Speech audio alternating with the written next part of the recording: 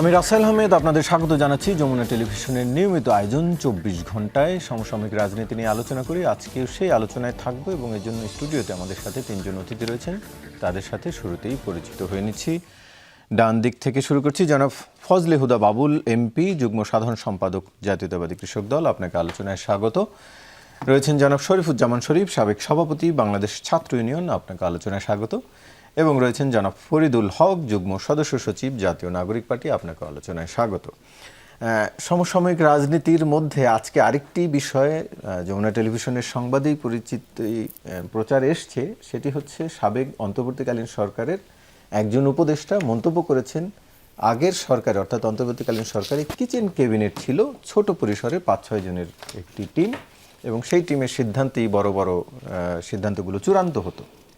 একটু শরীফুজ্জামান শরীফ, আপনার কাছ থেকেই জানতে চাই, সরকারের ভেতরে আরেকটা সরকার কাজ করতো সেই আমলে, তার মানে কি যে পারস্পরিক একটা অবিশ্বাস ছিল কিনা, এক ধরনের এই দ্বন্দ্ব ছিল কিনা, এবং এটিই কি সেই সরকারের সফলতা বা ব্যর্থতার যে মানদণ্ড এখন আপনারা বিচার করছেন বা মানুষ করছে, তার পেছনে একটি কারণ ছিল? ধন্যবাদ আপনাকে, ধন্যবাদ আমার সাথে আলোচক এবং দর্শক শ্রোতাদেরকে। কিচেন ক্যাবিনেটের আলোচনাটা কিন্তু আজকেই প্রথম এসেছে তা না, এর আগেও আরও একাধিক উপদেষ্টা তাদের আলোচনার মধ্যে কিচেন ক্যাবিনেটের ইস্যুটা নিয়ে এসেছেন।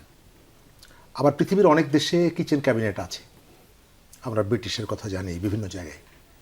কিন্তু এখানে যে তথ্যটি ক্রমশই বাজারে আসছে, এর ভেতর থেকে স্বচ্ছতার অভাব দেখতে পাই আমি, এবং এর পেছনে আর একটা হিডেন পলিটিক্স তাদের মধ্যে ছিল, এটি পরিষ্কার হচ্ছে। আপনি সরকার পরিচালনার জন্য নানা রকমের চ্যালেঞ্জ ছিল, এটা অস্বীকার করব না। গণ অভ্যুত্থানের পরে আগের যে সরকার ছিল, তাদের যে এস্টাবলিশমেন্ট ছিল, তার সাথে প্রতিনিয়ত যুদ্ধ করা, অনেক ধরনের চ্যালেঞ্জ এদের ছিল। সেই চ্যালেঞ্জটা আপনি মোকাবেলা করবেন ঐক্যবদ্ধভাবে, আপনার সব সহকর্মীদেরকে সাথে নিয়ে। কিন্তু এখানে আবার আপনি একটা যখন সাব গ্রুপ করেন এবং একটা অংশকে বাদ দিয়ে নিয়মিত যখন বৈঠক করেন, স্বাভাবিকভাবে কতগুলো প্রশ্ন আসে যে এই বৈঠকগুলোর এজেন্ডাটা কি, ভিন্ন কোনো পলিটিক্সের মধ্যে আছে কিনা, এক। দ্বিতীয়ত, যে ইন্টারভিউটা এসেছে সেখানে একটা তথ্য এসেছে যে তিনি 3 বার পদত্যাগ করার চেষ্টা করেছেন। তার অর্থ হলো যে এখানে আপনি তার যে স্বাভাবিক কার্যক্রম, সেই কার্যক্রম তিনি পরিচালনা করতে পারেন। আমি তৌহিদ হোসেনের কথা বলছি। এবং তিনি যাতে পরিচালনা করতে না পারেন, তার কাউন্টার আরও কতগুলো জায়গা আপনি তৈরি করেছেন। আর সবথেকে অস্বচ্ছতার জায়গা হচ্ছে এই সরকারটা, সেই সরকারটা সম্পর্কে এই অভিযোগটা আসছে যে সরকার একটা ঐক্যমত্যর কমিশন গঠন করলো, সমস্ত পলিটিক্যাল পার্টিকে ডেকে কি বলল, যে আপনারা সবাই মিলে দেশটা চালাবেন। বারবার যে বার্তাটা দেওয়ার চেষ্টা হলো যে আমরা সবাই একসাথে এই চ্যালেঞ্জ মোকাবেলা করব, দেশ গঠন করব। আবার হানা ভোটের কথা আপনার মনে আছে, সরকারের পক্ষ থেকে যে 4টা প্রচারণা ছিল, 1, 2, 3, 4, তার প্রথম যে দফাটা, সেখানে বলা হয়েছিল যে আমরা এমন একটা এনভায়রনমেন্ট এখানে ক্রিয়েট করতে চাই, যে এনভায়রনমেন্টে সরকারি দল এবং বিরোধী দল বসে এক টেবিলে দেশের স্বার্থে সিদ্ধান্ত গ্রহণ করবে। এবং এর ভেতর থেকে আপনি একটা ইনোসেন্ট পজিশন ক্রিয়েট করার চেষ্টা করলেন, যে আমরা সবাইকে নিয়ে দেশটা চালাতে চাই। পাবলিক দেখলো সবাইকে নিয়ে চালাতে চাইছেন, আর ভেতরে আপনার যখন সুযোগটা আপনি পেয়েছেন, তখন আপনার টিমের মধ্যে বিভাজন তৈরি করলেন। এর থেকে স্ববিরোধিতা, এর থেকে প্রবঞ্চনা আমি কোথাও দেখি না। তিনি আরেকটি কথা বলেছেন, পররাষ্ট্র উপদেষ্টা হওয়া সত্ত্বেও মার্কিন বাণিজ্য চুক্তি তিনি জানতেন না, চুক্তির বিষয় সেটি বাণিজ্য এবং আরও একটি মন্ত্রণালয়ের নিরাপত্তা উপদেষ্টার কথা বলছিলেন। এই জায়গাটায়ও আপনি খেয়াল করবেন যে এই তথ্যটি এর আগে একাধিক উপদেষ্টা বলেছেন। প্রথম ফরিদ আক্তার বলেছেন, তারপরে সজীব ভুইয়া সম্ভবত কোথাও একটা ইন্টারভিউতে বলেছেন, ডিপ স্টেটের কথা বলেছেন। আজকে তৌহিদ হোসেনের কথা শুনছি আমরা। অথচ আপনি যখন এই ধরনের একটা চুক্তি করবেন, স্বাভাবিকভাবে আপনার নিজের স্বচ্ছতার জন্য আপনার সহকর্মীদেরকে অবশ্যই এটা ইনফর্ম করতে হবে। আসিফ নজরুলও বলেছিলেন আপনার তাদের সাথে কথা বলতে হবে, কিন্তু আপনি কারোর সাথে কথা না বলার ভেতর থেকে বোঝা যায় যে আপাতত আপনি যতই আমার কাছে এটিকে স্বচ্ছতা দাবি করেন না কেন, ভেতরে কোনো একটা ঘটনা আছে যেটা প্রকাশিত হলে জনমনে ভিন্ন প্রতিক্রিয়া তৈরি হবে এবং আপনি কিছু একটা গোপন করতে চাইছেন, সোজা কথা। এবং এই গোপন করতে গিয়ে যে কাজগুলো করা হয়েছে, যার কথা এলো বাণিজ্য উপদেষ্টা, আমরা আমাদের বাবুল ভাই বসে আছে, আমাদের ফরিদ বসে আছে, আমি এই ভদ্রলোকের নাম, আমি নিজেকে সচেতন নাগরিক মনে করি, এই কারণে মনে করি আমি মোটামুটি চেষ্টা করি খবর রাখার জন্য। শেখ বশির নামে কারো নাম আমি গত 10-15 বছরে শুনিনি, ব্যবসায়ীদের মধ্যেও শুনিনি। তার আরেকটা ভাই আওয়ামী লীগের এমপি ছিল, তার কথা আমরা শুনেছি। কোথার থেকে তিনি এলেন, কিভাবে এলেন আমরা জানি না। সেকেন্ড হলো, তিনি যখন দায়িত্ব গ্রহণ করলেন তখন তার নামে কিন্তু জুলাই হত্যার একটা মামলা ছিল। আপনি বলতে পারেন যে পরবর্তীকালে তদন্তে তিনি নির্দোষ প্রমাণিত হয়েছে এবং তার মামলা থেকে তাকে নিষ্কৃতি দেওয়া হয়েছে, কিন্তু তদন্তে যে তিনি নির্দোষ প্রমাণিত হবেন এই তথ্য তো আপনার জানার কথা না। আপনি কিভাবে জানলেন যে উনি নির্দোষ প্রমাণিত হবে? তাহলে জুলাই অভিযোগে কেউ জেলখানায় আছে, শাহরিয়ার কবির বলেন, এই ধরনের অনেক মানুষ জেলখানায় আছে, আবার আপনার যাকে পছন্দ হয়েছে তাকে ডেকে এনে আপনি উপদেষ্টা বানিয়েছেন। কিসের বিনিময়ে? সম্ভবত আমার ধারণা যে এর ভিতরে কোনো লেনদেনের বিষয় থাকলেও থাকতে পারে, 1 নাম্বার। 2 নাম্বার এবং শেষ কথা বলবো যে তার অসততার কথাটা ইতিমধ্যেই বেরিয়ে গেছে। যে সালমান রহমানকে নিয়ে আমরা প্রতিদিন সমালোচনা করছি এবং তার অনেকগুলো অপরাধ ক্রমশই প্রকাশিত হচ্ছে, তার অপরাধগুলো আমরা জানতাম, আর্থিক খাতসহ বিভিন্ন জায়গায় তার যে এক ধরনের দাপট দেখিয়ে সুবিধা নেওয়ার কারণে তিনি নিন্দিত। সেই সালমান রহমানের একটা ব্যবসা প্রতিষ্ঠান হচ্ছে বেক্সিমকো, ওই এভিয়েশন। সেই বেক্সিমকো এভিয়েশন মাত্র 2 দিনের মধ্যে একই ঠিকানা, শুধুমাত্র সাইনবোর্ডটা পরিবর্তন হয়ে সালমান রহমানের বেক্সিমকো এভিয়েশন আপনার শেখ বশির আকিজ এভিয়েশন হয়ে গেল। অর্থাৎ আপনি উপর থেকে আমাকে যতই বলছেন যে আপনি 15 বছরের দুর্নীতিবাজদের বিরুদ্ধে, আপনি এদেরকে ঘৃণা করেন, এরা ফ্যাসিবাদের প্রতিনিধি, ভেতরে ভেতরে আমাদের এই বিশ্বাসের মধ্যে আবদ্ধ রেখে তারা যে অনৈতিকতা করেছে, তারা যে দুর্নীতি করেছে, আমি মনে করি আজকের যারা সরকার আছে তাদের উচিত আওয়ামী লীগের সময় যে অন্যায় অপরাধগুলো হয়েছে সেগুলোর যেমনিভাবে আপনি তদন্ত করবেন, বিচার করবেন, একই সাথে গত 1.5 বছরের অনিয়ম অবশ্যই তদন্ত করতে হবে। ফরিদুল হক, একটু আপনার কাছ থেকে জানতে চাই, কিচেন ক্যাবিনেট সম্পর্কে আপনারা কতটা জানতেন? যেহেতু ওই সময় বেশ প্রভাবশালী ছিলেন বলেই বলছে অনেকে, আপনারা অর্থাৎ এনসিপি নেতারা, এবং আপনারা একটি অভিযোগ প্রায় করতেন যে আগের সরকার একদিকে হেলেছিল, বিশেষ করে পররাষ্ট্রনীতির ক্ষেত্রে। এখনকার বা সামগ্রিক ঘটনা মিলে আপনারা কিভাবে দেখেন? সরকার কি হেলে যাওয়া থেকে উঠে দাঁড়িয়েছে নাকি অন্যদিকে হেলে গেছে? জি, ধন্যবাদ আপনাকে। কিচেন ক্যাবিনেট সম্পর্কে আমি আজকেই প্রথম শুনছি। এরকম কোনো ডিপ স্টেট সম্পর্কে অনেক কিছুই এর আগে আমরা শুনেছি। ডিপ স্টেট এস্টাবলিশমেন্টের সবচেয়ে গুরুত্বপূর্ণ কিংবা সবচেয়ে শক্তিশালী অংশ, এবং তারা খুব পরিকল্পনা করে বেশ দক্ষতার সাথে আমাদের পুরো যে চেঞ্জ প্রক্রিয়া, রিফর্ম প্রক্রিয়া, এটাকে ভেস্তে দিতে সাকসেসফুল হয়েছে। তারা সাকসেসফুল হয়েছে, আমরা অনেকাংশেই ব্যর্থ হয়েছি। সো এটা জানি। এখন এই ডিপ স্টেট, কিচেন ক্যাবিনেট, এটার সাথে কোনো ইন্টারলিঙ্ক আছে কি না, কোনো কোরিলেশন আছে কি না, এটা আমি জানি না। এটার কথা আজকেই শুনলাম। তবে যেই সাক্ষাৎকারটার কথা বলা হচ্ছে, যেই সাক্ষাৎকারের বেসিসে এই প্রশ্নটা এসছে, তৈয়ব সাহেব যে কথা বলছেন ওইখানে চুক্তি সম্পর্কে যে 2 জন উপদেষ্টার কথা বলেছেন, মানে উল্লেখ করেছেন, তো বোঝা যায় যে এটার সাথে এটার একটা লিঙ্ক থাকতে পারে। হ্যাঁ, মানে ওই ভাইয়ের সাথে, শরীফ ভাইয়ের সাথে আমার ওই একই প্রশ্ন যে শেখ বশিরউদ্দিন কীভাবে হঠাৎ করে বাণিজ্য উপদেষ্টা হয়ে গেলেন, এবং নির্বাচনের আগে যে 2টা চুক্তি হলো জাপানে এবং আমেরিকাতে, 2টা চুক্তিতে উনি উপস্থিত ছিলেন।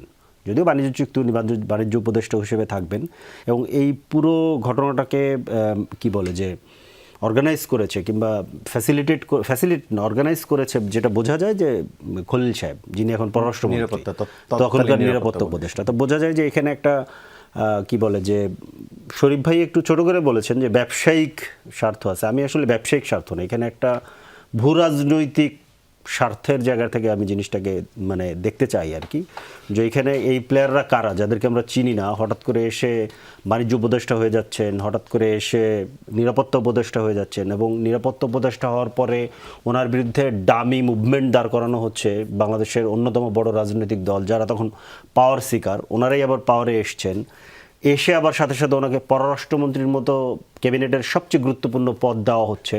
তো এই পুরো যে ডটগুলোকে আমি মিলাতে চাই যে এটার সাথে কারা কারা এটার সাথে যুক্ত। তো ইন্টারিম গভর্নমেন্টের বোঝাই যাচ্ছে যে ইন্টারিম গভর্নমেন্টের মধ্যে অনেকগুলো পোর্শন ছিল, এটা খুব মানে পরিষ্কারভাবে বোঝা যাচ্ছে।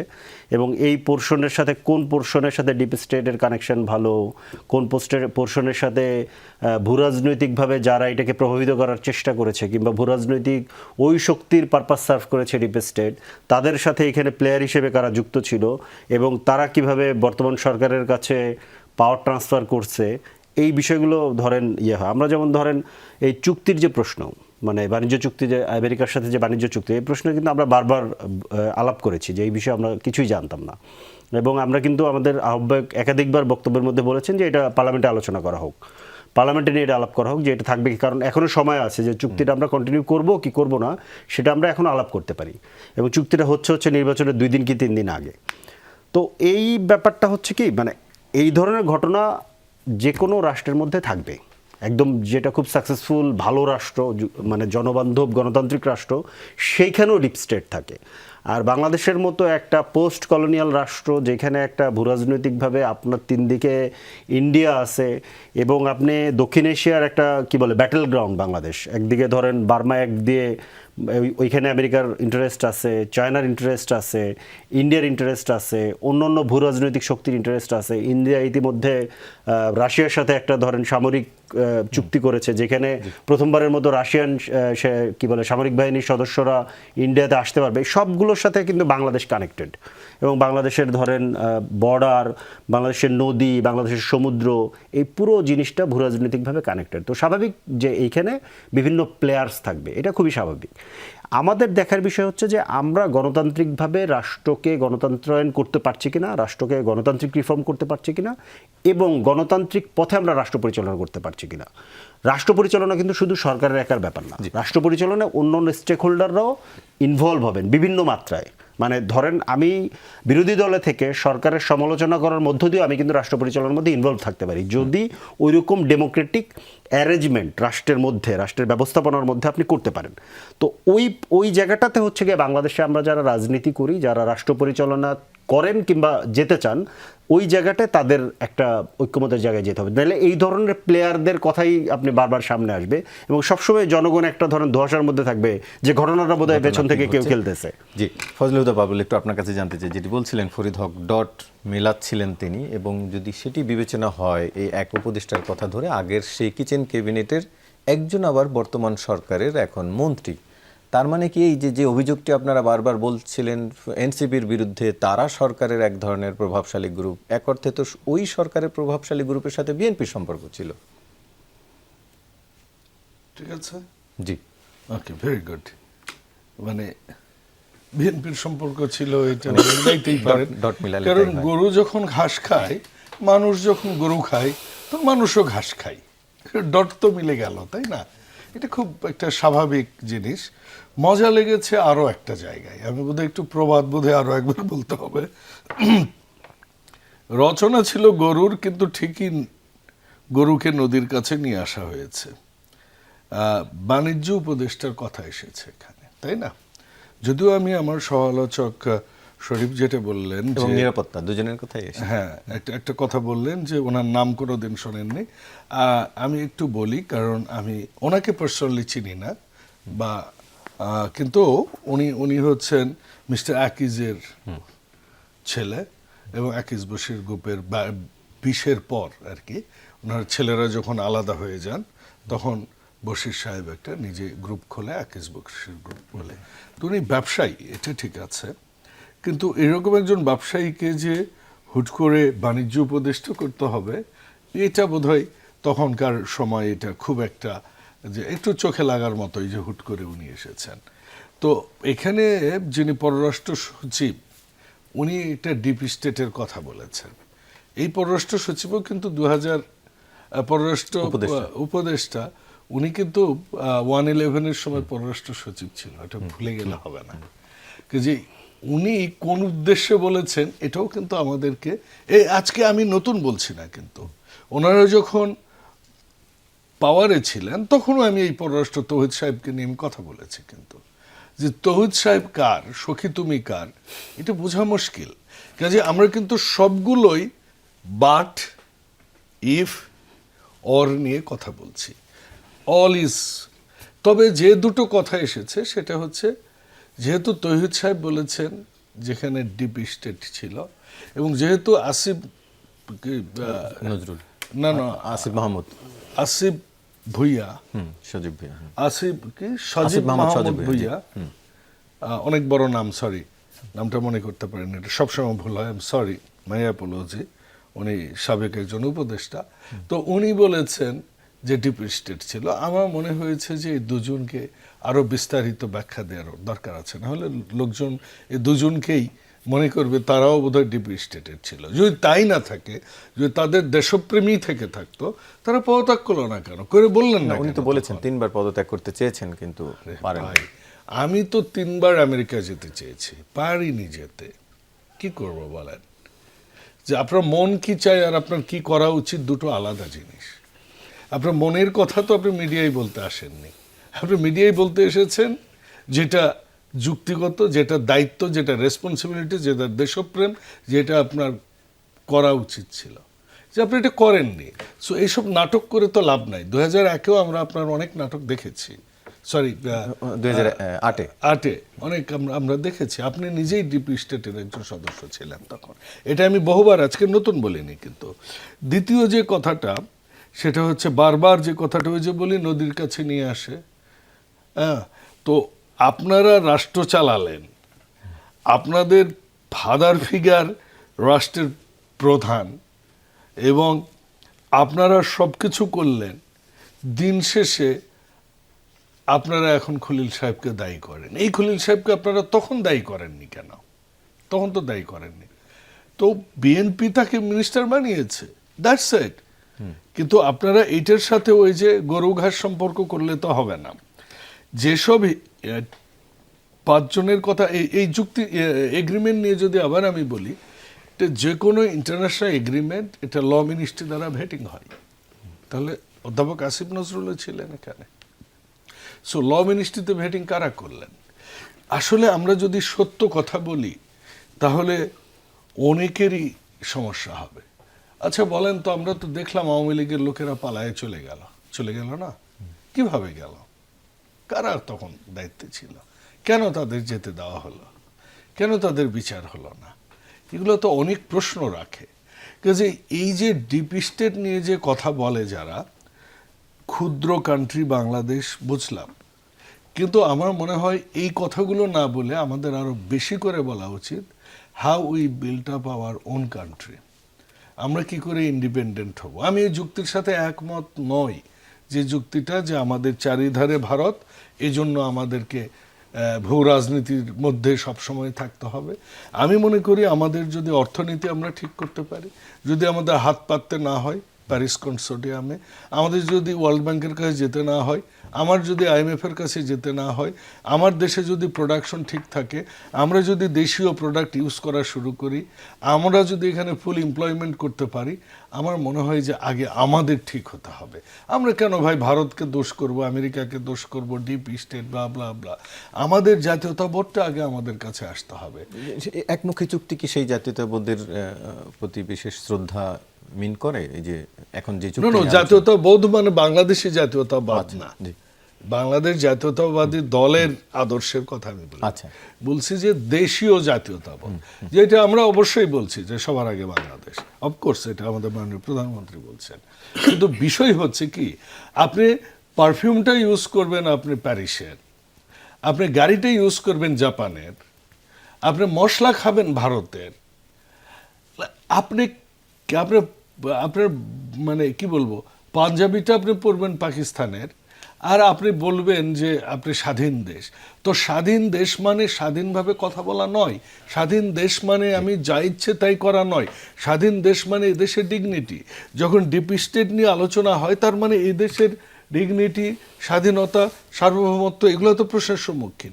এটার সাথে তো আমার সহ আলোচক দুজনই এগ্রি হওয়ার কথা। তো তাহলে এখান থেকে বের হয়ে আসার উপায় কি? আমরা টকশোতে খালি দোষ খুঁজি, তো বের হয়ে আসার উপায় কি? বের হয়ে আসার কিছুটা উপায় বলছিলেন যে হচ্ছে ঐক্যবদ্ধভাবে এটি আমাদের মোকাবেলা সবাইকে করতে হবে, ঐক্যবদ্ধভাবে দেশটা গড়তে করতে হবে। হবে। জনাব শরীফুজ্জামান শরীফ, একটু আপনার কাছে জানতে চাই, ট্রাক উল্টে, আপনি নিশ্চয়ই খবরটি দেখেছেন, ট্রাক উল্টে 15 জন নিহতের ঘটনায় চালকের ভুল ও যাত্রীদের সচেতনতার অভাব দেখছেন সড়ক পরিবহন ও সেতু মন্ত্রী শেখ রবিউল আলম। একটু আপনার কাছে জানতে চাই, চালকের ভুল, যাত্রীদের সচেতনতার ঘাটতি, দিন শেষে প্রাণ গেল সেই দরিদ্র মানুষদের।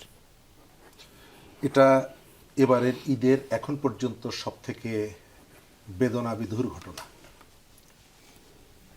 যোগাযোগ মন্ত্রী যেটা বলেছেন আমি এটাকে সমর্থন করি, সাথে যুক্ত করতে চাই যে আমাদের যে সফলতার গল্প আমরা শুনি, আমাদের যে পরিবর্তনের গল্প শুনি, যে ঐশ্বর্যের কথা শুনি, সব কিছু এসে ম্রিয়মাণ হয়ে যায় এই ঈদের সময়।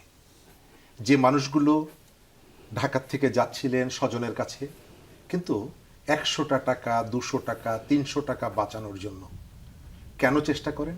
কারণ 100 টাকা তার জীবনের জন্য অনেক প্রয়োজন। আমাদের সমাজের মধ্যে যে সীমাহীন যে বৈষম্য, এই বৈষম্য এক শ্রেণীর মানুষকে আপনি খোঁজ নিয়ে দেখেন।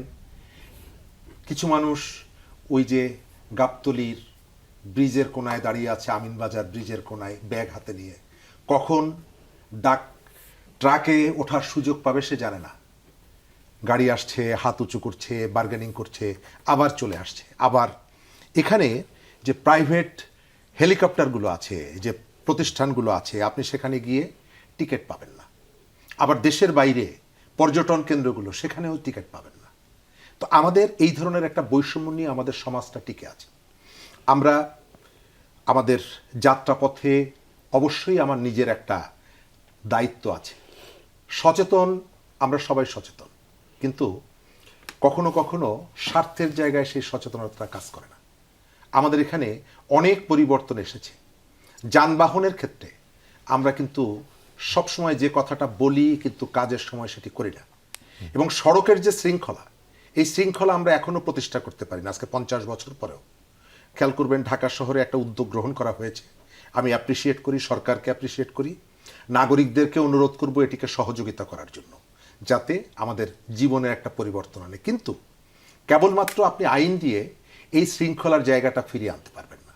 পৃথিবীর একমাত্র শহর হচ্ছে ঢাকা, রাজধানীর শহর, যেখানে একটা হাত থাকলে আপনি চলন্ত গাড়ি থামিয়ে দিতে পারবেন, শুধু হচ্ছে হাত উঁচু করবেন, থেমে গেল। কিন্তু ট্রাফিক আইন, এর প্রতি আমাদের বিন্দুমাত্র কোনো শ্রদ্ধা নেই।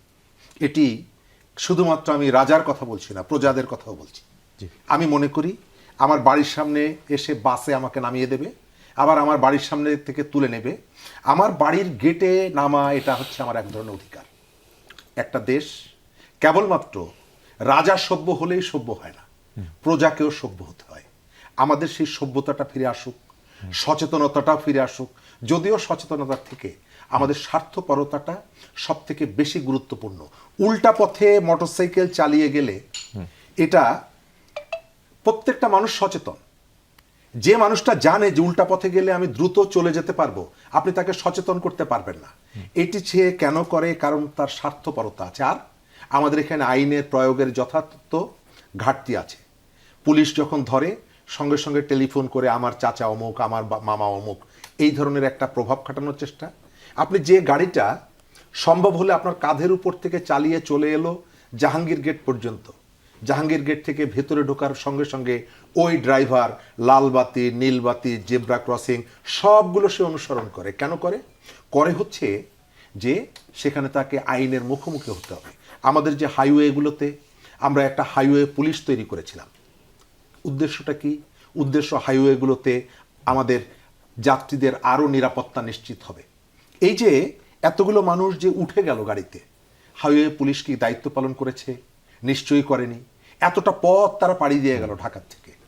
তার অর্থ হচ্ছে আপনি যতই শৃঙ্খলা, আইন প্রয়োগ এই জায়গাগুলোতে পুলিশের যে ঘোষণা, আমরা ঈদের আগে পুলিশের কাছ থেকে যে ঘোষণাগুলো শুনেছি, আমি হাইওয়েতে তো তার কোনো দেখছি না, প্রয়োগ দেখছি না। যদি প্রয়োগ হতো তাহলে তো এটি হওয়ার কথা না। আমরা চাই ঈদে যে বাকিটার সময় আছে যারা বাড়ি যাবেন, অন্তত নিজের জীবনকে ভালোবেসে এই দায়িত্বটা পালন করবেন। ফরিদুল হক, একটু আপনার কাছে জানতে চাই, যেটি এর মধ্যে আপনিও জেনেছেন যে তারা যাতায়াত খরচ কমাতে মূলত তারা ট্র্যাকে উঠেছেন। সরকারের কি এখানে আসলে কোনো দায় আছে? সরকার বলছে যে এটি চালকের ভুল এবং যাত্রীদের সচেতনতার অভাব। সচেতন হলে কি যাত্রীরা বড় বাসে যেতে পারতেন? না না না, লালবাতি জ্বালিয়ে ধরেন পাবলিকের পয়সায় যে সমস্ত মন্ত্রীদের বেতন হয়, লালবাতি জ্বালিয়ে ঘুরেন, এসি রুমে থাকেন, হেয়ার রোডে বাসা নেন, এসি রুমে অফিস করেন, তাদের দায় থাকবে কেন? দায় তো সব ওই দেশে খেটে খাওয়া দিনমজুরদের, কারণ ওরা অসচেতন এবং চালকরা ভুল করে। রাষ্ট্রের তো কোনো দায় নাই, সরকারের তো কোনো দায় নাই। এই যে অসচেতন এবং ধরেন কি বলে যে অখ্যাত, গেয়, অনাগরিক যে যারা আছে, ওদের কাজ হচ্ছে শুধু ট্যাক্স ভরা। সরকারের কোনো দায় থাকবে কেন? আপনি এই যে মানুষগুলো মারা গেল, এদের গল্পগুলো শুনেন। দুইটা গল্প আমি আপনারা বলি। একজন বাবা যিনি মারা গেছেন, তার আগের দিন রাতে তার পরিবারের সাথে তিনি কথা বলেছেন, বাচ্চার জন্য খেলনা কিনে নিয়ে যাচ্ছে, বাচ্চা খুবই খুশি। আরেকজন লোক যিনি হচ্ছেন তার পরিবারের একমাত্র কর্মক্ষম কিংবা উপার্জনক্ষম ব্যক্তি, যার বাবা মা স্ত্রী সন্তান তার উপার্জনের উপরে নির্ভর করে। নোয়াখালী থেকে একটা গাড়ি উত্তরবঙ্গের উদ্দেশ্যে যাচ্ছে, টাঙ্গাইল পর্যন্ত গেল। এই গাড়িটা যে বেআইনিভাবে যাচ্ছে, একটা পণ্যবাহী যানবাহনে করে মানুষ পরিবহন হচ্ছে, এটা কেউ দেখে নাই। কোনো এসি রুমে থাকা এবং এসি গাড়িতে চড়া কোনো সরকারি কর্মকর্তার চোখে এটা পড়েনি। মানে এসি রুমে ঘুম হয় না, ঘুমের মধ্যে ওনারা কোত্থেকে দেখবেন? এবং যে টাকাগুলো পান এগুলো তো ওনাদের বাপদাদার ট্রেজারি থেকে আসে, এগুলো তো জনগণের ট্যাক্সের পয়সা না, এই জন্য ওনারা দেখেন না। আমাদের ব্যাপারটা হচ্ছে কি, যে এই যে মানুষগুলো মারা যায়, এদের তো কোনো ভয়েস নাই, কারণ এটা তো সাবলটার্নদের তো কোনো ভয়েস থাকে না। তো এদের কথা তো আমরা শুনি না। এই জন্য আমাদের মন্ত্রীরা সুন্দর করে এসে বলে দিতে পারেন যে এগুলো ওদের অসচেতনতা, ওদের ভুল, এগুলো সুন্দর করে বলে দিতে পারেন। দায় এড়িয়ে যাওয়ার যে কালচার, ওই কালচারেই আবার বাংলাদেশ ফেরত গেছে। কেন? কারণ বাংলাদেশের রাষ্ট্র ব্যবস্থা আগের জায়গাতেই আছে, কোনো চেঞ্জ হয় নাই। দ্যাটস ওয়াই এটা বলতে পারে। এইখানে ঘটনা হচ্ছে যে আমরা শুনেছি যে একটা মাস্টার প্ল্যান আছে কিংবা একটা প্ল্যান আছে, সড়ক যে একটা কাঠামোগত, মানে সড়ক সহ যোগাযোগ যে একটা কাঠামোগত হত্যাকাণ্ডের মৃত্যুপুরী, এটা তো আমরা জানি। তো এইখানে আপনার প্ল্যান কই? আমরা তো প্ল্যান দেখতে পাচ্ছি না। এখানে আপনার মাস্টার প্ল্যানটা কোথায়? কিভাবে আপনি এটা বন্ধ করবেন? এই যে এখানে তো শত শত সমস্যা আছে। এটা তো শুধু চাঁদাবাজি এবং পুলিশের সংকট না, ফিটনেসবিহীন গাড়ি, আপনার যে ড্রাইভাররা এই এত মানুষের জীবন যাদের উপরে থাকে, তাদের ফিজিক্যাল ফিটনেস, তাদের হচ্ছে যে আপনার মানসিক ফিটনেস মাত্রই শুরু করেছে। আপনি দায় এড়াচ্ছেন কেন? আগে দায় স্বীকার করেন যেখানে প্রবলেম আছে, দেন সেটা আপনি চেঞ্জ করবেন। আপনি যখন দায়টা অস্বীকার করেন এবং বলেন যে আল ইজ ওয়েল, তখন তো বোঝাই যায় যে আপনি এগুলো কোনো কিছু চেঞ্জ করবেন না। বরঞ্চ এই যে অপসিস্টেম, অপকাঠামোর যে বাই প্রোডাক্ট, যে দুর্নীতি এবং যে চাঁদাবাজি এবং যে লুটপাট, সেগুলোর ভাগবাটোয়ারার বখরা আপনারা নিতে চান। এটাই তো পরিষ্কারভাবে তখন হয়, আর তো কিছু হয় না। আপনি পরিষ্কারভাবে আপনাকে বুঝতে পারতে হবে যে এই সিস্টেমটা টিকে থাকলে এখানে রেলকে ধ্বংস করে দেওয়া হয়েছে, নৌ যোগাযোগকে ধ্বংস করা হয়েছে, পুরো চাপটা আপনি নিয়ে এসেছেন এই সড়কের উপরে, এবং সড়কে প্রতিনিয়ত মানুষ মারা যাচ্ছে, ফিটনেসবিহীন গাড়ি চলতেছে। এই গাড়িগুলো দেখবেন যে সরকারি দল কিংবা রাজনৈতিক বড় বড় নেতাদের কাছে আছে। চাঁদাবাজি কে নিচ্ছে? পুলিশ এবং রাজনৈতিক দলের ক্যাডাররা, বিশেষত যারা সরকারে থাকে তারা। তার মানে এই পুরো একটা ইকোসিস্টেম, তো এটার একটা বিরাট বড় পলিটিক্যাল ইকোনমি আছে। তো এই পলিটিক্যাল ইকোনমিটা তো নষ্ট হয়ে যাবে। পলিটিক্যাল ইকোনমি হচ্ছে ওইটা যেই টাকাটা আপনি দেখতে পান না, কিন্তু এটার ভেতরে এটা ফাংশন করে, যেটা কিন্তু কোনো বৈধ টাকা না। মানে আপনি যাত্রী বাস ভাড়া দিচ্ছে, আপনি বাসের মালিক ইনকাম করতেছে, এটা একটা, কিন্তু বাসের রুট পারমিট বের করতে কত টাকা লাগতেছে, মালিক সমিতি কত টাকা ঘুষ নিচ্ছে, এই যে আমি যোগাযোগ মন্ত্রী কিংবা সড়ক মন্ত্রী বলেছিলেন যে এটা তো আসলে ঘুষ না, এই চাঁদাবাজি না, এটা তো স্বেচ্ছায় দেওয়া, এই ধরনের একটা কথা বলেছেন। তার মানে ওই চাঁদাবাজিকেও একটা বৈধতা করার মানে বৈধতা দেওয়ার একটা কথা উনি বলেছেন। তার মানে কি, পুরনো যে সিস্টেমটা, ক্লায়েন্ট পেট্রন যে ইকোনমি, পলিটিক্যাল ইকোনমিটা টিকিয়ে রাখতে চান। এই যে টিকিয়ে রাখতে চাইলেই এই যে আজকে একদিনে 26 জন মানুষ মারা গেছে এবং দেখবেন যে এটা আল্লাহ না করুক যে কত গিয়ে ঠেকবে। ব্যাপারটা হচ্ছে যে আপনাকে প্রথমে স্বীকার করতে হবে যে এখানে প্রবলেম আছে, এই প্রবলেম আপনি কিভাবে সলভ করবেন সেই রূপরেখা আপনাকে দিতে হবে। আমি জাস্ট একটা কথা বলে শেষ করি, পৃথিবীর কোথাও আপনি খুঁজে দেখেন, পৃথিবীর কোথাও এত জনগোষ্ঠীকে পরিবহন করার জন্য, মানে রেগুলার যাতায়াতের জন্য, আমি ঈদের কথা বাদই দিলাম, এত জনগোষ্ঠীকে রেগুলার যাতায়াত করার জন্য প্রায় পুরোটা আপনি প্রাইভেট সেক্টরে ছেড়ে দিয়ে রাখছে, এটার কোনো উদাহরণ পৃথিবীতে নাই। মানে গণপরিবহন যেটা একদম পাবলিক পরিবহন, সেটা প্রধানত রাষ্ট্র দায়িত্ব নেয়, কিন্তু আমাদের এখানে রাষ্ট্র কিছুই করে না। ফজলুদ্দা বাবুল, দুটি বিষয়, রাষ্ট্রের নিজস্ব কোনো ব্যবস্থা নেই এইসব সাধারণ মানুষের, হতদরিদ্র মানুষের জন্য, সেটির একটি অভিযোগ করেছেন। পাশাপাশি এই মানুষগুলো আসলে কিভাবে গেলেন, এরা কি হাইওয়ে পুলিশের চোখ এড়িয়ে মাঠ দিয়ে চলে গেলেন কিনা, সেই ক্ষেত্রে সরকার কেবল দায় এড়াতে পারে কিনা অসচেতনতা বলে? জি ধন্যবাদ। না, ফরিদ ভালোই বলেছে, সঠিক বলেছে, কোনো ভুল বলেনি। তো লাস্টে যেটা বললেন যে রূপরেখা, তো ফরিদ যদি একটু রূপরেখাটা দিত খুব ভালো হতো, সরকার এটাকে আরও সাধুবাদ জানাইতো। যেটা বললেন ফরিদ যে আমাদের মাননীয় সড়ক মন্ত্রী চাঁদাকে বৈধতা দিয়েছেন, উনি কিন্তু আপনার যমুনা টিভিতেই এসে এই ব্যাখ্যাও দিয়েছেন এবং সেইটা কি এবং আমরা কি করছি সেটা নিয়ে বিস্তারিত তুলে ধরেছেন। ওনারা চাঁদাবাজিটা শব্দটা আসলে ধার করে নিয়েছেন ওনাদের মানে 11 দলীয় জোটের প্রধান শরিকের কাছ থেকে। আমার মনে হয় যে বলে দিয়েছে যে এটা বলতেই থাকবেন, যত বলবেন তত সওয়াব, এরকম একটা বিষয় হয়তো হয়ে গেছে এখানে। না হলে সেটা হচ্ছে যে ওনাদেরও কিন্তু মানে এভাবে যদি পাল্টে আমরা কথা বলি টকশোতে এসে, কোনো রূপরেখা না দিয়েই যদি বলি রূপরেখা, এইটা আসলে দেশের মঙ্গল বয়ে আনে না, টকশোরও কোনো সমাধান হয় না। সেটা হচ্ছে যে চাঁদাবাজি তো, এখন আমি যদি বলি ভাই চাঁদাবাজি তো আপনারাও করেছেন, বহু প্রমাণ, আপনারা যখন 18 মাস ক্ষমতায় ছিলেন, সেগুলোতে গেলে তিক্ততাটা বাড়বে। বিষয় যেটা হচ্ছে সেটা হচ্ছে যে আমাদের সত্যি রূপরেখা দরকার। রূপরেখাটা কি, হাইওয়েতে কোন কোন গাড়িগুলো চলবে, কোন লেনে কোন গাড়ি থাকবে, এবং যে বিষয়টা হচ্ছে সেটা প্রত্যেকটা গাড়ির রেজিস্ট্রেশন আছে কিনা, থাকলে রেজিস্ট্রেশন দেওয়ার সময় আমরা কি কি বিষয়গুলো কনসিডার করব। একটা ভাঙ্গা গাড়ি, 60 বছর পুরাতন গাড়ি, 500 বার বাড়ি খাইছে। আপনি যদি ঢাকা শহরের বাসগুলো দেখেন, কোনো টুরিস্ট দেশে আসবে না, বেশিরভাগই পেছনে কোনো সিগন্যাল লাইট। কিন্তু মজার বিষয় হচ্ছে আমার সহালোচক ফরিদ যদি এই জিনিসগুলোকে এই দেশের একটা সমস্যা বলতো, মানে এই 3 মাসের বাচ্চাকে যে এতবার নির্যাতন করবে, এটাও কিন্তু সহনীয় বিষয়। আরেকটি কথা বলেছেন, 3 মাসে যদি চাঁদাবাজি সহ আগের সকল অনিয়ম রিপ্লেস হতে পারে, নতুন একটা গোষ্ঠী এসে চাঁদাবাজি নিতে পারে, তাহলে 3 মাসের কারণে পজিটিভ কিছু হতে পারে না, শুধু নেগেটিভটাই থাকতে পারে? দেখুন, আপনার বুঝতে হবে যে ওনারা কত অ্যামাউন্টের চাঁদাবাজি করেছেন আর এখন কোথায় আছে আমি তো দেখিনি। আপনি উনি থাকলে 2-4টা দিক আমাকে, যেগুলো উনি বলেছেন পুলিশের কালেকশন, এটা তো ভাই, এটা তো আমরা তো সেই মানে ঐতিহাসিক পুলিশ না, প্রভাবশালী গোষ্ঠী, অর্থাৎ সেটি সরকারি দলের। হ্যাঁ, সেটাকে তো ব্যাখ্যা করেছে আমাদের মন্ত্রী যে এই জিনিসগুলো যে পৌরসভার যে চাঁদাগুলো, এইগুলাকে এক কেন্দ্রিক আমরা করব সামনে। আরে ভাই, আপনাদের সরকার তো আমের টিকা আনেনি, সেটা নিয়েই তো ব্যস্ত ছিলাম। জ্বালানি ছিল, জ্বালানির তো আরেক মজা ছিল, সে মজাটা হচ্ছে বিশাল বড় বড় লাইন, যেদিন সংসদীয় কমিটি হয়ে গেল পরের দিন ফু দিয়ে দিল লাইন উধাও। এগুলো অনেক মজার জিনিস, এগুলো কথা বলা যায়।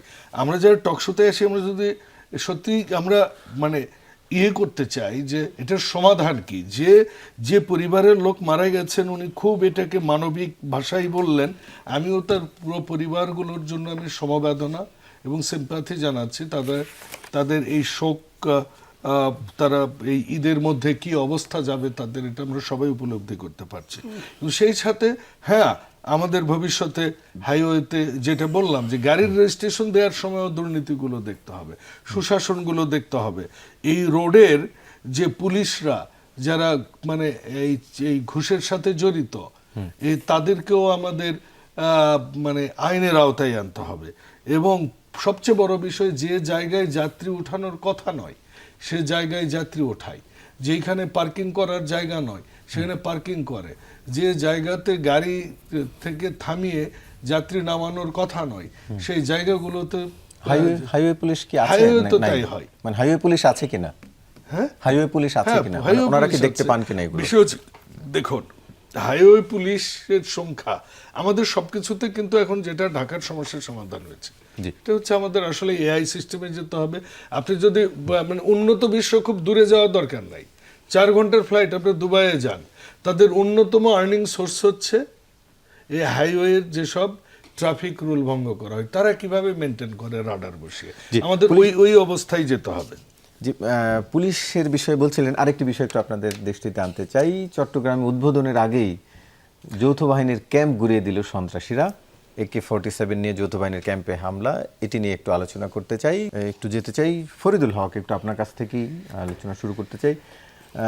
আপনি নিশ্চয়ই খেয়াল করেছেন আজকেই যেটি হয়েছে, যেটি চট্টগ্রামের ঘটনা। চট্টগ্রামের উদ্বোধনের আগেই যৌথ বাহিনীর ক্যাম্প ঘুরিয়ে দিল সন্ত্রাসীরা। এটিকে আসলে কিভাবে দেখছেন? আইন শৃঙ্খলা রক্ষাকারী বাহিনীর কোনো ব্যর্থতা রয়েছে, নাকি সেখানে সন্ত্রাসীরা অনেক বেশি শক্তিশালী? না, রাষ্ট্রের থেকে শক্তিশালী কোনো কিছু হইতে পারে না। সো রাষ্ট্র এখানে যদি মানে প্রপারলি ফাংশন হয়তো করতে পারছে না, কিংবা ওইখানে প্রভাবশালী কোনো মহল এদের সাথে যুক্ত, যারা ফাংশন করতে দিচ্ছে না রাষ্ট্রীয় বাহিনীগুলোকে, রাষ্ট্র থেকে শক্তিশালী কোনো কিছু আধুনিক দুনিয়াতে হইতে পারে না। এটা নাই, এটা সম্ভব না। রাষ্ট্র থেকে শক্তিশালী একমাত্র জায়গা, যেই রাষ্ট্র হচ্ছে জনগণের বিপক্ষে চলে যায় যখন রাষ্ট্র, যেই পয়েন্টে গিয়ে যখন হচ্ছে যে আমি যে বারবার একটা কথা বলি, পিপলস সভরেন্টি যখন দাঁড়িয়ে যায়, তখন হচ্ছে যে কোনো কিছু বন্দুক, গুলি, কামান, স্নাইপার, হেলিকপ্টার কোনো কিছু কাজ করে না। কিন্তু এছাড়া যে কোনো সময় রাষ্ট্র থেকে শক্তিশালী কোনো কিছু হতে পারে না। তো পরিষ্কারভাবে একটা গভর্নমেন্ট আছে, নির্বাচিত গভর্নমেন্ট, রাষ্ট্রীয় বাহিনীগুলো আছে, তো তারা এটা যদি মেনটেন করতে না পারে, এইখানে তাদের ব্যর্থতা, পরিষ্কার ব্যর্থতা। যে এই ধরনের ঘটনা ঘটবে, আপনি যেই সন্ত্রাসীদের বিরুদ্ধে অভিযান চালাচ্ছেন তারা কি পরিমাণ শক্তিশালী, সেটা সম্পর্কে আপনার কাছে যদি কোনো অ্যাসেসমেন্ট না থাকে, তাহলে আপনার ব্যর্থতা। যারা ওইখানে দায়িত্বে ছিল এদেরকে অতি দ্রুত সরাই দেওয়া দরকার, এবং হচ্ছে নতুন যারা ক্যাপেবল তাদেরকে ওইখানে দায়িত্ব দেওয়া দরকার। খুব সিম্পল। এই ধরনের বিষয়ে যে কোনো ধরনের সন্ত্রাস, বিচ্ছিন্নতাবাদ, এইগুলোকে রাষ্ট্র অ্যালাউ করতে পারে না। সিম্পল জায়গায় এইখানে কোনো আলাপ নাই। আমি একটু বাউল ভাইয়ের একটা দুইটা জিনিস একটু করি। উনি খুব দারুণভাবে বলছেন। ওনাদের মন্ত্রীও প্রথম দিন যখন হামের ইস্যুটা সামনে আসলো, বলছে যে আমরা টিকার সংকটের কারণে এটা পারিনি। কিন্তু আমরা পরিষ্কারভাবে দেখেছি গত 1.5-2 মাসে অনেকগুলো রিপোর্ট, অনেকগুলো আমাদের সামনে এসেছে, কখনোই টিকার কোনো সংকট ছিল না। ওনাদের মন্ত্রী না জেনে যেরকম বলেছেন, একদম মানে যেহেতু বাবুল ভাই সংসদ সদস্য, আমি মিথ্যা শব্দটাকে এড়িয়ে পার্লামেন্টারি ভাষায় বললাম অসত্য। এটা অসত্য কথা। গত বছর 24-এর তুলনায় 6 গুণ বেশি টিকা কেনা হয়েছে, সেটা রেকর্ড আছে। এটা আমি আন্দাজে বলছি না, চাইলে আমি দিতে পারবো, রেকর্ড আছে। আর হচ্ছে চাঁদাবাজির কথা ওনারা বললেন, চাঁদাবাজি উনি দেখতে পান না। তাহলে টিকা দেওয়া হয়নি কেন? দেওয়া হয়নি সেটা ডিফারেন্ট ইস্যু। দেওয়া হয়নি সেটা ডিফারেন্ট। টিকার সংকট, টিকা নাই এই কথাটা। ইভেন শুরুতে যে টিকা দিচ্ছেন, এই টিকাও তো অন্তর্বর্তী সরকারের সময় কেনা। এইটিকে তো, কারণ আপনি তো এসেই সাথে সাথে আপনি এটা কিনতে পারবেন না। এটার সাথে অনেকগুলো ফ্যাক্টর জড়িত।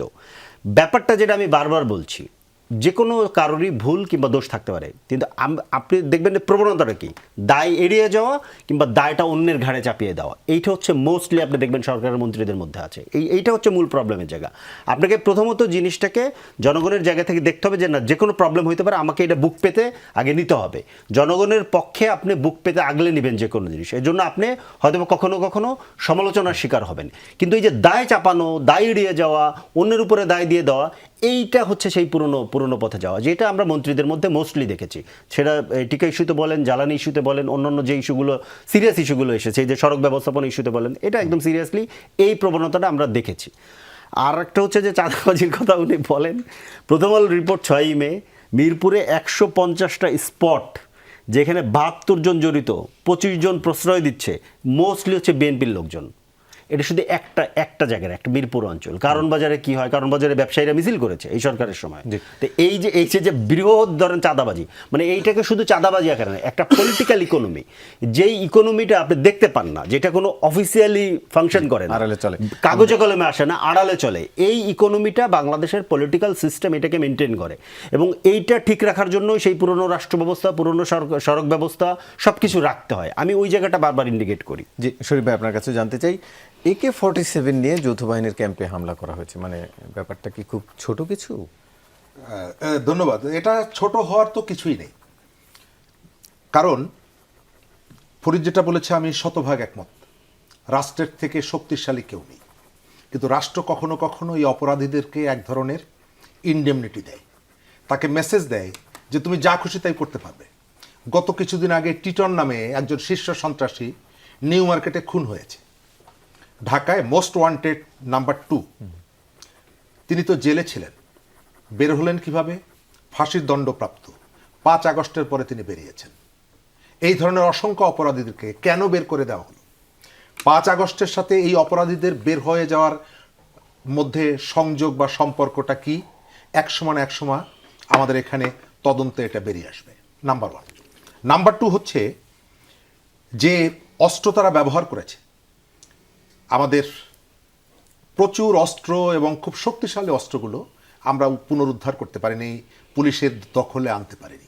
কেন পারিনি হচ্ছে তাদেরকে রাষ্ট্রের পক্ষ থেকে কেউ না কেউ সাপোর্ট দিয়েছে। এবং এই কারণে আমার কাছে সন্দেহটা দানা বাঁধে যখন স্বরাষ্ট্র উপদেষ্টা, যার দায়িত্ব হচ্ছে মূলত এই ব্যাপারগুলোকে দেখার, তিনি যখন এসে বলেন যে এই অবৈধ অস্ত্রগুলো, লুণ্ঠিত অস্ত্র নির্বাচনের কাজে, ক্ষতিগ্রস্ত করার কাজে ব্যবহৃত হবে না। সঙ্গত কারণে আমার ধারণা যে অন্তর্বর্তী সরকারের অনেকেই জানতেন এই অস্ত্রগুলো কোথায় আছে, কাদের কাছে আছে। কোনো একটা বিশেষ কারণে এই অস্ত্রগুলো উদ্ধার করার জন্য কোনো চেষ্টা করা হয়নি। আমি এই জায়গাটা আবার অনুরোধ করব এই সরকারকে, সে যদি ডক্টর ইউনূস সরকারের অনেকগুলো যে বিতর্কিত কাজগুলো, এই কাজগুলোর দিকে দৃষ্টি না দিয়ে উদরপিণ্ডি বুদর ঘাড়ে চাপাতে চায়, নিশ্চয়ই এর দায়ভারটা একসময় তাদেরকে নিতে হবে। এই যে বশিরউদ্দিনের দুর্নীতির কথা বললাম, ইত্যাদি ইত্যাদি, মানুষ একসময় প্রশ্ন করবে। আবার অপরাধীরা কি খুবই শক্তিশালী? না, শক্তিশালী যদি হতো তাহলে রাতের বেলায় কে প্রশ্রয় দিচ্ছে? এখন নিশ্চয়ই তার পেছনে সরকারের দুর্বলতা আছে, আইন শৃঙ্খলা বাহিনীর দুর্বলতা আছে, এবং আপনি যদি অনুসন্ধান করেন হয়তো কোনো পলিটিশিয়ানের এনগেজমেন্টও পাবেন এদেরকে পৃষ্ঠপোষকতা দেওয়ার ক্ষেত্রে। তা না হলে এত বড় দুঃসাহস দেখানোর ক্ষমতা তো তাদের নেই। আমরা চাই সরকার দৃঢ়তার সাথে এদের বিরুদ্ধে ব্যবস্থা গ্রহণ করবে। যদি না করে তাহলে এর জন্য এই যে ঘটনাটি, এটি যদি বিস্তৃত হয় তাহলে পরিস্থিতি আপনি নিয়ন্ত্রণ করতে পারবেন না। ফজলুদ্দিন বাবুল, একটু আপনার কাছে জানতে চাই, ওই অঞ্চলটি কার নিয়ন্ত্রণে আসলে? আইন যৌথ বাহিনীর ক্যাম্প ঘুরিয়ে দিচ্ছে, যেটি মন্ত্রীর উদ্বোধন করার কথা ছিল এই 30 তারিখে, মানে কার নিয়ন্ত্রণে আসলে? ধন্যবাদ। আপনি জানেন যে এই জায়গাটাতে গত 10ই মার্চেও সরকার থেকে একটা ঘোষণা দেওয়া হয়েছিল যে এখানে আমরা ক্যাম্প বানাবো, এবং অস্থায়ী পুলিশ এবং র্যাবের যে ক্যাম্পটা করা হয়েছিল এটা সম্পূর্ণও হয়নি। এটা যে 100% হয়ে গেছে এমনও নয়। এর আগে আপনি জানেন চিটাগং এরিয়াটার বিষয়, এবং সবচেয়ে মজার বিষয় হচ্ছে কি দেখেন, এখন ওই যে কান টানলে মাথা আসে। একটু আগে ফরিদ ভাই বললেন যে কি কারণ বাজারে চাঁদাবাজি, ভাই কারণ বাজারের পার্লামেন্ট মেম্বার কে, মিরপুরের পার্লামেন্ট মেম্বার কে? তিনি আবার অভিযোগ করেছেন ওনারা এগুলা দেখভাল কেন করছে না? তিনি নিজেও অভিযোগ করেছেন চাঁদাবাজি। এখানে কি আমাদের দলের কারো নাম এসেছে? এটা কিন্তু উনি বলতে পারেন, সংখ্যা বলেছেন। এখন ওই যে আরেকজন বলতেছিলেন ওনাদের দলেরই আমার সাথে, যে সারা বাংলাদেশে এতগুলো চাঁদাবাজের নাম লিস্ট হয়েছে পুলিশের ইয়েতে, পুলিশের ডিক্লেয়ার করছে না কেন? মানে পুলিশ ডিক্লেয়ার করবে কেন যে আপনারা সাবধান হয়ে যান, আপনাদেরকে অ্যারেস্ট করা হবে? কারণে আমার মনে হয়েছে সঠিক সময় সঠিক ব্যবস্থা, অন্তত মাননীয় প্রধানমন্ত্রীর সেরকমই পরিকল্পনা আছে, এবং সেগুলো আপনারা দেখতে পাবেন। নাম্বার 2 হচ্ছে এই জায়গাটাতেও কিন্তু আপনারা দেখবেন চিটাগং সবসময় কারা হুমকি দিয়েছিল, কারা কিভাবে কথা বলেছিল নির্বাচনের সময়, আপনারা সবাই জানেন। শাহজাহান এমপি সাহেব, মাননীয় এমপি এখন, উনি কি বলেছিলেন? কাজে এইরকম নিষিদ্ধ গোষ্ঠী, গুপ্ত গোষ্ঠী, তারা এটা করছে। আমি নিশ্চিত সেই শহীদ প্রেসিডেন্ট জিয়াউর রহমানের সময়ও কিন্তু আপনি যদি জেনে আপনারা সবাই জানি আমরা, যে ওই সময় কিন্তু হিল ট্রাক্সের এই বিষয়গুলোর জন্য উনি সেখানে কিভাবে বাঙালিদের বসবাস এবং কিভাবে হিল ট্রাক্সটা উনি রক্ষা করেছেন ওই সময়, এটা সর্বজন বিদিত এবং প্রশংসিত একটা স্টেপ ছিল। আমি নিশ্চিত বাংলাদেশের একটা মাটিও অরক্ষিত থাকবে না, সেরকম ব্যবস্থা নেওয়া হবে। ইতিমধ্যে কিন্তু 20 জনকে অ্যারেস্ট করা হয়েছে, এটা কিন্তু আমাদের আলোচনায় আসেনি, এবং আরও ব্যবস্থা অবশ্যই পুলিশ নিবে। মজার ব্যাপার হচ্ছে যে সন্ত্রাসী ইয়াসিন কোন গ্রুপের? চাইনিজ অস্ত্র পাওয়া গেছে, দেশীয় অস্ত্র পাওয়া গেছে, AK-47 পাওয়া গেছে। আমরা জানি AK-47 কারা ইউজ করে। আমরা বিশ্ববিদ্যালয়ের সময়ও এরকম ঘটনা দু একটা চিটগাং বিশ্ববিদ্যালয়, রাজশাহী ইউনিভার্সিটি আমরা দেখেছি। এই যে আমরা যদি হ্যাঁ, এটা তো অবশ্যই সরকারের জন্য বিব্রতকর, কিন্তু সরকার কিন্তু ডিক্লার দিয়েই ওখানে এই অস্থায়ী ক্যাম্পটা বানাচ্ছিলেন। তো এই আঘাতটা অবশ্যই সরকার পাল্টা ব্যবস্থা নেবে। ইতিমধ্যে আপনারা দেখেছেন মিডিয়াতে যে আমরা বিভিন্ন রকমের র্যাব এবং আর্মি এবং পুলিশের সমন্বয়ে আমরা বিভিন্ন অভিযান চালাচ্ছি এবং সরকার থেকে এ ব্যাপারে স্টেটমেন্ট এসেছে, আমরা এগুলো বের করব। আমি সহ আলোচক শরীফ সাহেব যেটা বললেন যে হ্যাঁ, আমাদের এই অস্ত্রগুলো কোথায়, আপনারা দেখেছেন দু একটা অস্ত্র বোধহয় ইদানিং মিডিয়ায়ও এসেছে। আবার ফেসবুকে ওনাদের দলের একজন লিখে স্ট্যাটাস দেওয়ার পর আরেকজন বৈষম্য বিরোধী ছাত্র আন্দোলনের আরেকটা ছেলে বলেছে, আপু তাড়াতাড়ি ডিলিট করেন, ওইটা আমাদের ছেলে। এইটা আমি ওইটাও কিন্তু জামাতের এমপি। ওটা অস্ত্র ছিল না ভাই, ওটা অস্ত্র ছিল না। কি ছিল না, ওটা তো অলরেডি ফ্যাক্ট চেকে প্রমাণিত হয়েছে, ওটা অস্ত্র ছিল না। আলোচনা অংশ নেওয়ার জন্য আপনাদের আপনারা এত তিনজনকে দ্রুত ধন্যবাদ fact check জানাচ্ছি। করে ফেলেন দর্শক কিভাবে আমি এই জানি ছিল না। আপনাদের আমার একটা মেশিন লাগবে ভাই। ধন্যবাদ সবাইকে। এই মেশিনটা